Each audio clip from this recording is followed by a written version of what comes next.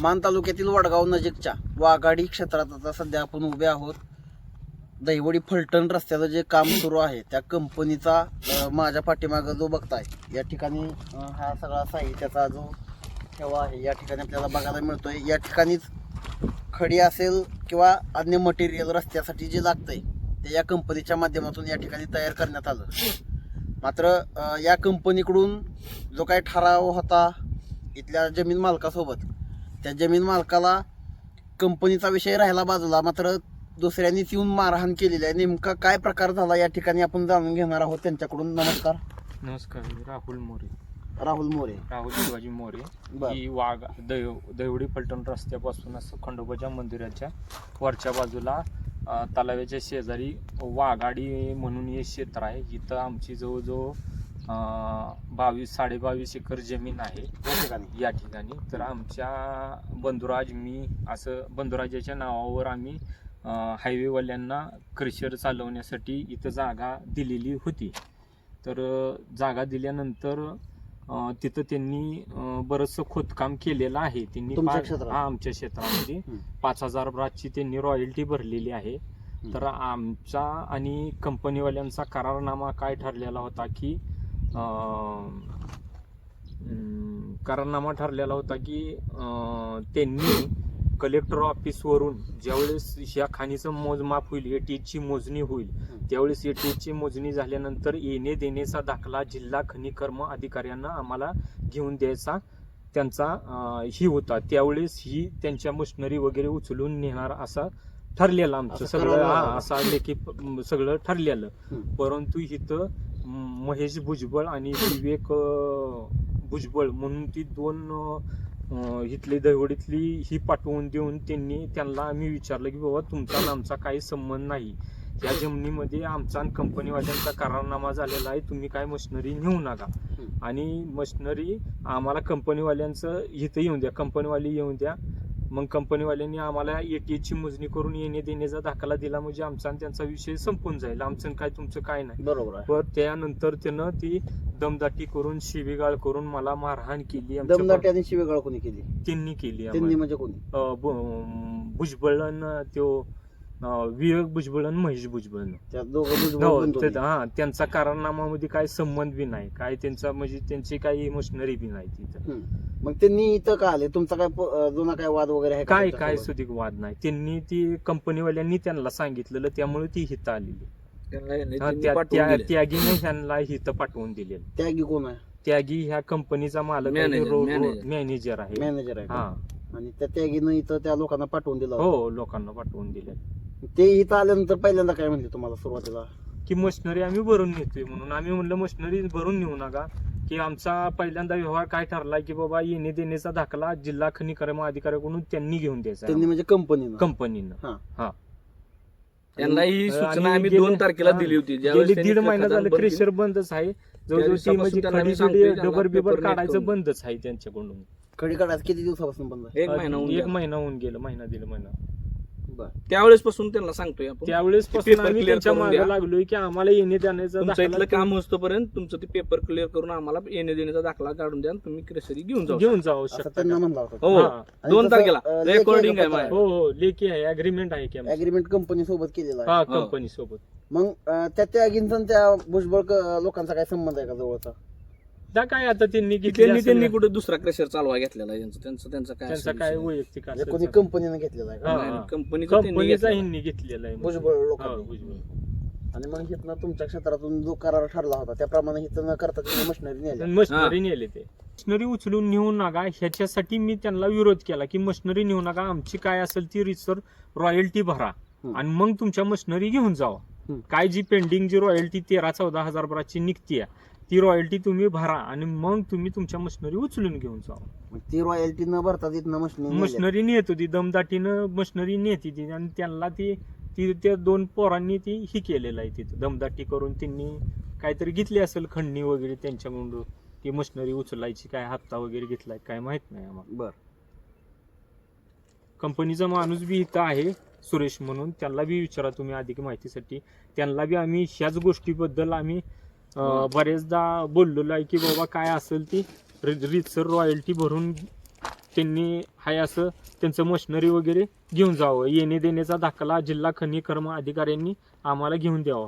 हे सुरेश त्यांचे कंपनीचे कुठली कंपनी की इथले असतील किंवा इथल्या प्रांताधिकारी असतील ह्यांनी काही कारवाई वगैरे नाही का केली इकडं? कारवाई नाही केली. त्यांना ती लेटर काहीतरी निघालेलं वाटतं, पण त्यांनी काय त्या हायवेवाल्यांनी बघू बघू म्हणून भरतो म्हणून असं साहेबांना बी वगैरे काहीतरी त्यांचं बोलणं झालेलं. म्हणजे त्यांनी कर भरलेला असे पावती तर अद्याप नाही. नाही नाही नाही. म्हणजे त्यांनी साहेबाला बी गंडवलेलं आहे थोडक्यात. हा हा.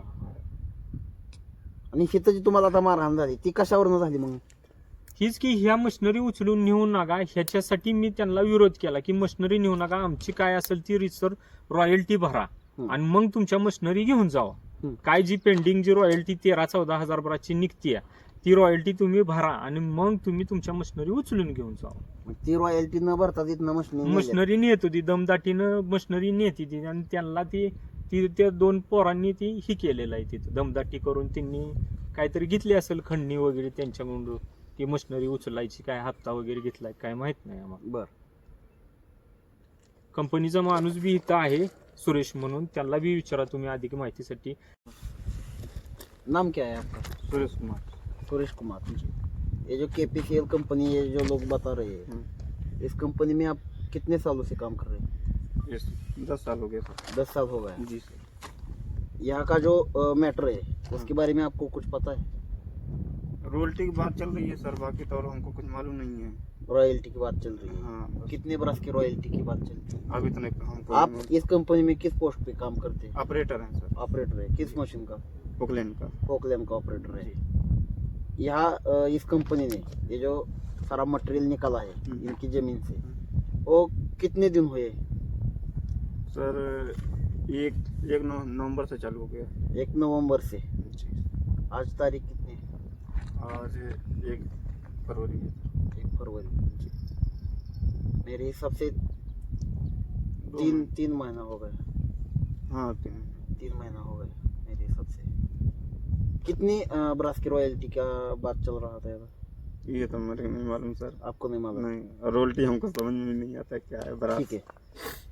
आप अभी ये बताओ कि इनको जो यहाँ पर झगड़ा हुआ उसमें इनको किसी ने मारा, आपने देखा? हाँ सर, अब इनका 2 आदमी का अपने भाषा में क्या बात होता है, यहाँ की भाषा तो हमको आता नहीं है. ठीक है, यहाँ की भाषा मराठी है, वो मराठी लेकिन भाषा अब में बात ये कर रहे हैं. 2 आदमी में मारा पीटी हुआ है. मतलब वो क्रेशर लोड हो रहा था, उसके रोक रहे थे, उसी में कौन रोक रहे थे? ये लोग कि ये मत लोग? लेके जाओ. हाँ पहले रॉयल्टी कर लो फिर लेके जाओ. किसको रोक रहे थे? आपको मालूम है उन दोनों के नाम? नाम विवेक नाम है. विवेक. हाँ बाकी तो नहीं मालूम सर. ठीक है. और दूसरा आदमी था उसका नाम मालूम नहीं? नहीं सर. काय विषय झाला नेमका मगाशी जे तुम्ही सांगताय आता आम्हाला मारहाण झाली, जे कोण विवेक भुजबळ असतील आणि दुसरे कोण, त्यांचं नाव काय? महेश भुजबळ. महेश भुजबळ. ह्या लोकांनी जी तुम्हाला मारहाण केली ती नेमकी कोणत्या कारणावरून केली काय सांगा? मी सचिन मोरे. मी माझी जमीन वडगाव सातबाऱ्यामध्ये 20-22 एकर क्षेत्र आहे.